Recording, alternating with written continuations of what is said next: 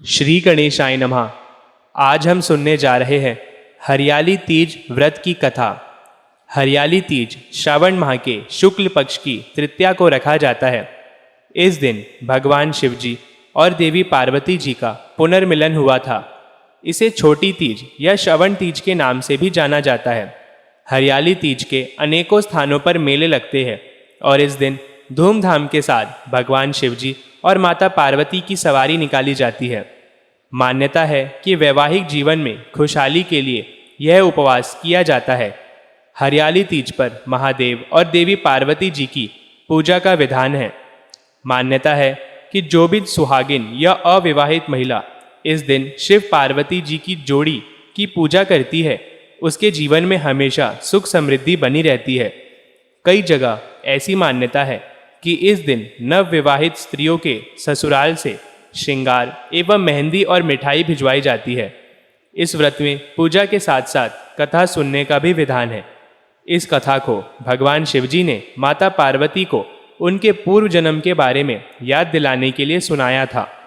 तो अब हम सुनते हैं हरियाली तीज व्रत की कथा। भगवान शिवजी कहते हैं, हे पार्वती, बहुत समय पहले तुमने हिमालय पर मुझे वर के रूप में पाने के लिए घोर तप किया था। इस दौरान तुमने अन्न जल त्याग कर सूखे पत्ते चबाकर दिन व्यतीत किया था। मौसम की परवाह किए बिना तुमने निरंतर तप किया। तुम्हारी इस स्थिति को देखकर तुम्हारे पिता बहुत दुखी और नाराज थे। ऐसी स्थिति में नारद जी तुम्हारे घर पधारे। जब तुम्हारे पिता ने उनसे आगमन का कारण पूछा तो नारद जी बोले, हे गिरिराज, मैं भगवान विष्णु जी के भेजने पर यहाँ आया हूँ। आपकी कन्या की घोर तपस्या से प्रसन्न होकर वे उससे विवाह करना चाहते हैं। इस बारे में मैं आपकी राय जानना चाहता हूँ। नारद जी की बात सुनकर पर्वतराज अति प्रसन्नता के साथ बोले, हे नारद जी, यदि स्वयं भगवान विष्णु जी मेरी कन्या से विवाह करना चाहते हैं तो इससे बड़ी कोई बात नहीं हो सकती। मैं इस विवाह के लिए तैयार हूँ।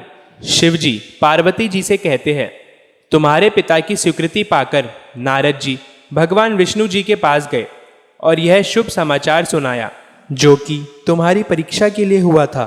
लेकिन जब तुम्हें इस विवाह के बारे में पता चला तो तुम्हें बहुत दुख हुआ। तुम मुझे यानी कैलाशपति शिव जी को मन से अपना पति मान चुकी थी। तुमने अपने व्याकुल मन की बात अपनी सहेली को बताई।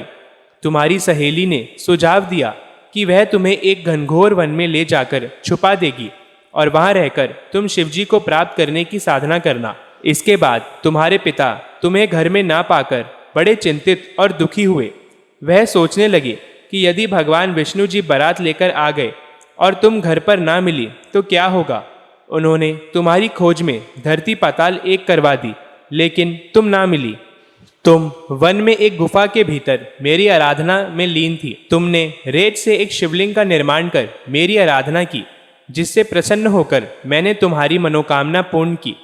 इसके बाद तुमने अपने पिता से कहा कि पिताजी, मैंने अपने जीवन का लंबा समय भगवान शिवजी की तपस्या में बिताया है और भगवान शिवजी ने मेरी तपस्या से प्रसन्न होकर मुझे स्वीकार भी कर लिया है।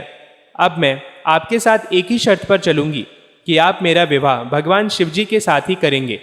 पर्वतराज ने तुम्हारी इच्छा स्वीकार कर ली और तुम्हें घर वापस ले गए।